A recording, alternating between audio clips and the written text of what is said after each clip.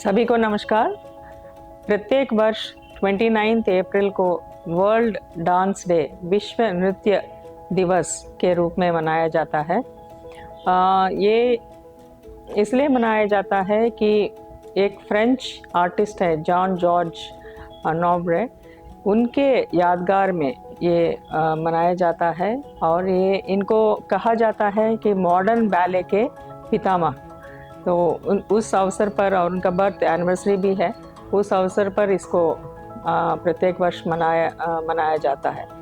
तो हमारे देश में अगर हम देखेंगे तो नाट्य शास्त्र एक ऐसा नाट्य शास्त्र ही एक एनसाइक्लोपीडिया है नृत्य के ऊपर और ड्रामेटिक्स के ऊपर और नाट्य से संबंधित सभी विषयों के ऊपर, चाहे वो म्यूज़िक हो, इंस्ट्रूमेंट्स हो, इतना तक ही नाट्य शास्त्र में ये लिखा गया है कि स्टेज कैसे बनाना चाहिए और आर्टिस्ट को कैसे मेकअप करना चाहिए, उसमें कितने तरह के इंस्ट्रूमेंट्स लगते हैं, प्रत्येक विषय पर नाट्य शास्त्र में बताया गया है। और हमारे देश के लिए, इंडियन कल्चर एंड लेगेसी के लिए नाट्य शास्त्र ही एक एनसाइक्लोपीडिक ट्रेटिस है, ऐसा हम लोग मान सकते हैं। और ये भी जानकर आपको आश्चर्य होगा, नाट्य शास्त्र का कोई भी डेट नहीं है अभी तक, कौन कब लिखा ये पता ही नहीं है। नाट्य शास्त्र में ऐसा लिखा गया है कि स्वयं ब्रह्मन ने इस नाट्य शास्त्र को भरत मुनि को सौंपा था और भरत मुनि के पुत्रों के द्वारा नाट्य शास्त्र को प्रोपगेट किया गया था। तो एक तरह से हम ये कह सकते हैं कि भरत मुनि ने ही इसको, नाट्य शास्त्र को, इस दुनिया को परिचय कराया और उन्होंने ये लिखा है। बहुत शुभकामनाएं भी देना चाहूँगी और उसके साथ साथ हम सभी के लिए, सभी भारतीयों के लिए ये बहुत गर्व की भी बात है कि भगवद गीता को और नाट्य शास्त्र को यूनेस्को के मेमोरी ऑफ वर्ल्ड रजिस्टर में अंकित किया गया है। तो एक बहुत बड़ा गौरव का विषय है। यूनेस्को में अभी तक भारत से 14 ऐसे ग्रंथ है, 14 ऐसे विषय है जिसको इन्होंने मेमोरी ऑफ वर्ल्ड रजिस्टर में दाखिला किया है। ये एक बहुत बड़ा अचीवमेंट है हम सभी के लिए। तो मैं ये कहना चाहूँगी कि हमारे देश में भी नाट्य शास्त्र का पितामह भरत मुनि है, तो उनके नाम से भी हम लोग कोई प्रत्येक दिन चुन के पूरा नाट्य के प्रति, ड्रामेटिक्स के प्रति भी एक सेलिब्रेशन होना चाहिए। क्योंकि अभी तक हम लोग जो भी वर्ल्ड डांस डे मना रहे हैं या इंटरनेशनल डांस डे मना रहे हैं, वो एक फ्रेंच आर्टिस्ट के यादगार में मना रहे हैं। तो चूँकि इंडिया में इतना रिच कल्चर एंड हेरिटेज है, इतना रिच कल्चरल लेगेसी हमारे पास है, तो हम लोगों को भी अपना एक भरत मुनि के प्रति अपना उद्गार व्यक्त करते हुए और नाट्य शास्त्र के प्रति सभी जितने भी डांसर्स और जितने भी डांस फॉर्म्स है हमारे देश में, उसके प्रति हम लोग एक ट्रिब्यूट पे करते हुए हम लोग भी कोई एक तिथि को रखेंगे और उस तिथि को सेलिब्रेट करेंगे तो बहुत अच्छा होगा। और उसके साथ साथ आज का जो दिन है 29 अप्रैल का दिन, सभी डांसर्स को एक जगह बुलाकर उनका नृत्य देखने का भी एक अवसर मिलता है। उसके साथ साथ विभिन्न डांस फॉर्म्स जितने भी हमारे देश में हैं, उन सभी के प्रति और नाट्य के इम्पोर्टेंस, नाट्य या ड्रामेटिक्स या कुछ भी आप म्यूज़िक, ये सभी के प्रति लोगों के बीच में एक अच्छा संदेश और लोग क्यों इसको सीखना चाहिए, इसके प्रति कैसे हम अपने ट्रेडिशंस, अपने कल्चर को बरकरार रखें, इसके प्रति भी लोगों के बीच में अवेयरनेस क्रिएट करता है। भरतनाट्यम मुझे बचपन से ही बहुत पसंद रहा है और क्योंकि मैं आंध्र प्रदेश से हूँ, तो आंध्रा का अपना नृत्य शैली है, उसको कुचिपुड़ी कहते हैं। आंध्रा नाट्यम भी एक शैली है, बट लेकिन भरतनाट्यम, जैसे मैंने कहा है, सबसे पहला नृत्य इस भारतवर्ष के लिए अगर कोई नृत्य है वो तो भरतनाट्यम है। उसके बाद ही भरतनाट्यम से ही निकल करके अन्य नृत्य विधाएं डेवलप हुआ है।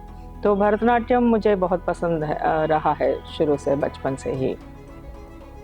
और मैं ये भी बता दूं कि चाहे कथक हो नॉर्थ में, और ओडिशा में ओडिसी हो, या केरला में मोहिनी आट्टम हो, और आपका कथकली हो, और कर्नाटका में यक्षगानम हो, तो इस तरह के बहुत सारे जो नृत्य विधियां हैं वो सारा भरतनाट्यम से ही कहीं ना कहीं प्रेरणा लेके फिर उसको बनाए गए थे। विभिन्न मुनि जो है, या जो अन्य इसमें जो पारंगत हैं, वे उन लोगों के द्वारा ये बनाया गया है। नहीं, भरतनाट्यम तो जैसा मैंने कहा है कि बचपन से मुझे पसंदीदा विषय रहा है। तो मैं क्योंकि पढ़ने में भी बहुत अच्छी थी, तो मुझे काफ़ी मैंने काफ़ी डिग्रीज भी हासिल की, काफ़ी अच्छा मेरा स्कोर्स रहता था स्कूल्स में, कॉलेजेस में। तो मैं फिर पढ़ने में उधर ज़्यादा टाइम दिया। बट डांस जो है हमेशा एक हॉबी के रूप में रहा है। तो मैं बचपन में बहुत सारे जो ऐसे तेलुगु मूवीज़ थे जिसमें नृत्य और संगीत प्राधान्य मूवीज़ हुआ करते थे, तो उसको मैं जब भी देखती थी मेरे बचपन में, तो मुझे बहुत उसके प्रति रुझान होता था कि मुझे भी सीखना है, मुझे भी करना है। तो मुझे इंटरेस्ट तो बहुत शुरू से रहा है। अभी बहुत अच्छा हो रहा है। बिहार में भी सभी स्कूल्स में मैं जितना मैं जानती हूँ, स्कूल्स में भी अभी म्यूज़िक टीचर्स हैं, अभी डांस टीचर्स हैं, ये सारे लोग हैं। तो बच्चों में काफ़ी इंटरेस्ट रहता है कलाओं के प्रति। तो बहुत सारे बच्चे सीख रहे हैं, और क्योंकि टीचर्स का पोजीशंस भी फिल हो गए हैं, तो बहुत अच्छे से सीख रहे हैं। डांस कॉम्पिटिशन्स, म्यूज़िक कॉम्पिटिशन्स भी होते हैं, तो इसमें भी बच्चे बहुत आगे आ रहे हैं, बहुत अच्छे कर रहे हैं। बहुत ज़्यादा उपयोगी है। मैं कहूँगी कि संगीत, नृत्य, ड्रामा, या कोई भी फाइन आर्ट्स, चाहे चित्रलेखन ही क्यों ना हो, तो ये सारे फाइन आर्ट्स जीवन को एक दूसरे दुनिया में ले जाते हैं व्यक्ति को। ये एक्चुअली एक डिफरेंट वर्ल्ड है। क्योंकि हमारे जो रोज़मर्रा ज़िंदगी है, पढ़ाई करना, कोई नौकरी करना, फिर शादी करना, फिर तो जीवन की आपाधापी में समय निकलते जाता है। बट जब अगर कोई व्यक्ति कोई हॉबी सीखता है, तो उस हॉबी के ज़रिए उस व्यक्ति के अंदर बहुत ज़्यादा ट्रांसफॉर्मेशन हो जाता है। अगर मुझे पर्सनली बताना है, तो नृत्य मेरे लिए एक हॉबी नहीं है। नृत्य मेरे लिए एक ट्रांसफॉर्मेशन है, एक स्पिरिचुअल प्रोसेस है। और जब व्यक्ति नृत्य करता है, या संगीत सीखता है, या संगीत साधना में लीन हो जाता है, तो उस समय वो बिल्कुल हम मान सकते हैं कि वो व्यक्ति एक तपस्या में लीन है, एक साधना में लीन है। क्योंकि आप कोई भी फाइन आर्ट का जो फॉर्म है, वो आप करना है तो आपको आपका बॉडी, माइंड, सोल तीनों एक जगह रख के करना पड़ता है, वो फुल फोकस के साथ। क्योंकि तीनों में कोई भी चीज़ अगर इधर उधर हुआ तो आप वो चीज़ कर नहीं पाते। जब बॉडी, माइंड एंड सोल एक जगह हैं, तो वो ही तपस्या है, वो ही साधना है। तो मनुष्य को एक दूसरे लेवल में ले जाता है। ये मुझे लगता है ये बिल्कुल एक भगवान को पहुंचने के लिए एक रास्ता है। और बहुत लोग पहुंचे भी हैं, बहुत लोग ने इस माध्यम से स्पिरिचुअलिटी के तरफ जाने के लिए भी कोशिश किया है। तो क्योंकि ये रसोत्पत्ति जो होती है नृत्य देख के या संगीत सुनकर, वो बिल्कुल आप समझ सकते हैं कि वो एक तपस्या करने के बाद जो अंत में जो फल मिलता है, उसी तरह होता है, जो रसास्वादन और रसोत्पत्ति।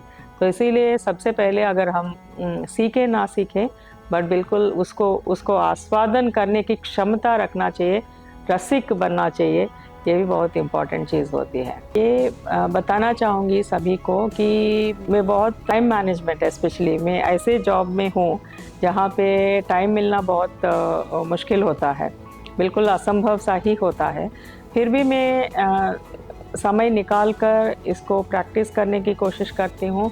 और सभी बच्चों को, आने वाले फ्यूचर जनरेशन को भी मैं बताना चाहती हूँ कि इस देश में हम लोग जन्म लिए हैं जिसका बहुत गौरवशाली इतिहास रहा है और हमारा कल्चर एंड हेरिटेज बहुत ही रिच है और मैं बहुत गौरवान्वित और गर्व महसूस करती हूँ कि भारत में पैदा होने के वजह से हमारे जो कल्चरल ट्रेडिशंस हैं उन सभी को हम लोगों ने महसूस किया है बचपन से लेकर अभी तक, उसको जिया है। लेकिन आने वाले जनरेशन से मेरा विनती है कि इसको जिंदा रखना, उसको अलाइव रखना, हमारे ट्रेडिशंस, हमारा कल्चर, हमारे जो लेगेसी है उसको ज़िंदा रखना और उसको आने वाले जनरेशन को देना, इसको मरने नहीं देना, आने वाले जनरेशन को देना हम सभी का कर्तव्य है। तो इसीलिए भी मैं अभी भी किसी ना किसी तरह टाइम निकाल के कुछ प्रयास करती हूँ कि कुछ मैं कर लूँ।